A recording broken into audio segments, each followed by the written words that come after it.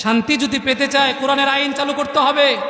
কোরআনের আইন চালু করলে এই বাংলাদেশ থেকে নাস্তিক মুরতাদ বেঈমানেরা মাথা গুটিয়ে পালাতে দিশা পাবেন ইনশাআল্লাহ।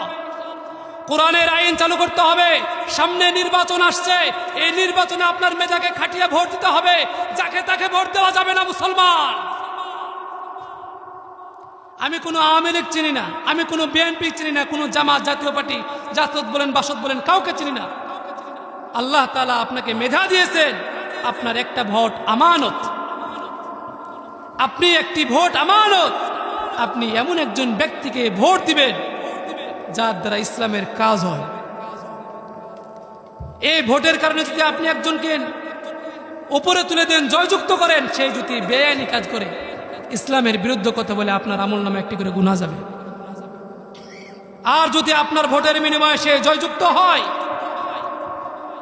সেও কিন্তু যে ভালো কাজগুলো করবে 1% আপনার আমলনামায় চলে আসবে, আপনি তাকে সমর্থন করার কারণে। আজ আমাদের সমাজটা সুশৃঙ্খল হওয়ার কথা ছিল, উশৃঙ্খলে ভরে গেছে, কিছু নাস্তিক মুরতাদ বেঈমানেরা ভরে গেছে, যার কারণে শান্তি আর নাই বাংলাদেশে, শান্তি উড়ে গেছে।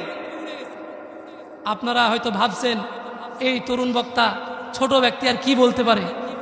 আসলে আমাদের সমাজে ভরে গেছে ভাইরাল বক্তা, ভাইরালের নামে আমাদের বাদলা করে দিয়েছে।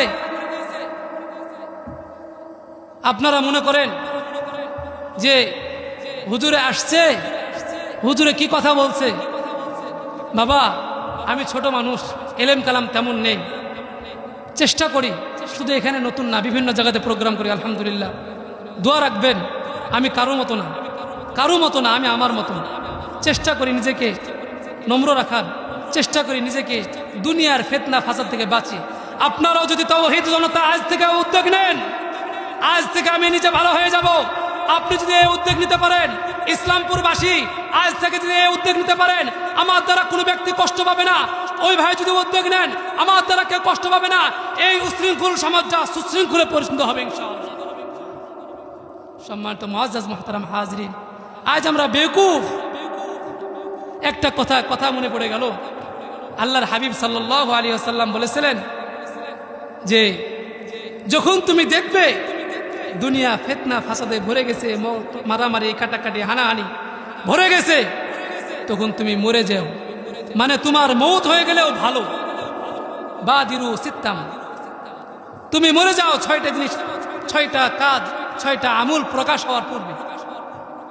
তার মানে আজ সমাজে দৃষ্টিপাত করলে দেখা যায় যে সমস্ত চেয়ারে যোগ্য ব্যক্তিরা বসার কথা ছিল, ওই সমস্ত চেয়ারে অযোগ্যরা বসে গেছে। এমপি হোক, মন্ত্রী হোক, চেয়ারম্যান হোক, মেয়র হোক, যে হোক না কেন, আজ শিক্ষিত মানুষের বসার কথা ছিল, অযোগ্যরা ভরে গেছে। শক্তির বলে, টাকার জোরে, ক্ষমতার বলে, গোষ্ঠীর জোরে তারা আজ জায়গায় জায়গায় চেয়ারের উনাই কানাই ভরে গেছে। আজ যোগ্য ব্যক্তিরা না বসতে পেরে, অযোগ্যরা ভক্তি পেরে, অযোগ্যরা বসে যাওয়ার কারণে ইসলামের উপকার থেকে ক্ষতি হচ্ছে বেশি। কথা কন ঠিক কিনা মুসলমান? এজন্য ইসলামের পাশে তাওহীদ জনতা আপনাদেরকে বলতে চাই, এখান থেকে শিক্ষা অর্জন করেন, এখান থেকে শিক্ষা নেন। আজ থেকে, এখন থেকে, এই মুহূর্তে আমরা প্রত্যেকে উদ্যোগ নিব। এখন থেকে আমরা উদ্যোগ নিব, ইসলামের পক্ষে কাজ করব।